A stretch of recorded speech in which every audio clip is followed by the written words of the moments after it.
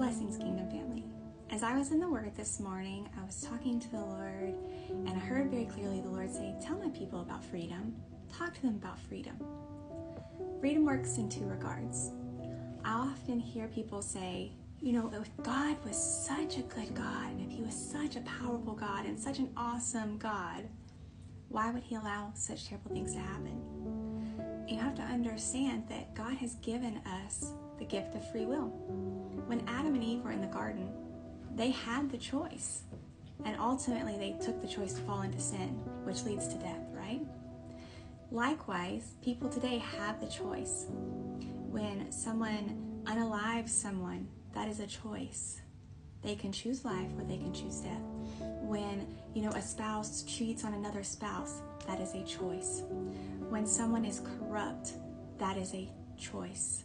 When terrible things happen, it's often because of the choice of a single individual or a group of individuals.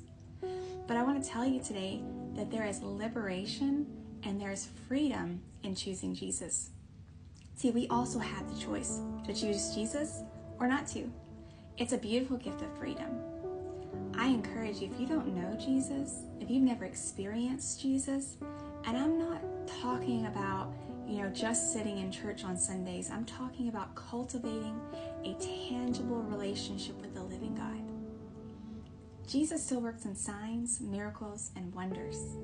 There is freedom from your bondage. Not just your bondage, but generational bondage as well. Jesus is so good. He is so loving. He is so awesome.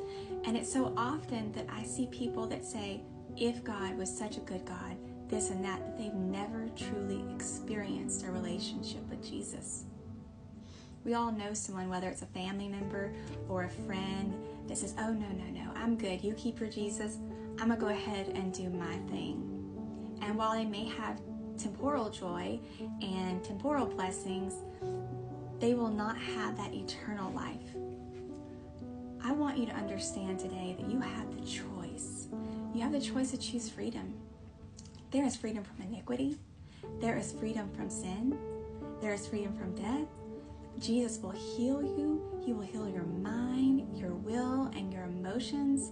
Did you know that your soul is made up of 3 parts? Your mind, your will, and your emotions. And so often we go through trauma, we go through trials, we go through tribulations, and our soul can kind of get wounded a little bit. But when we welcome Jesus in, there's freedom there.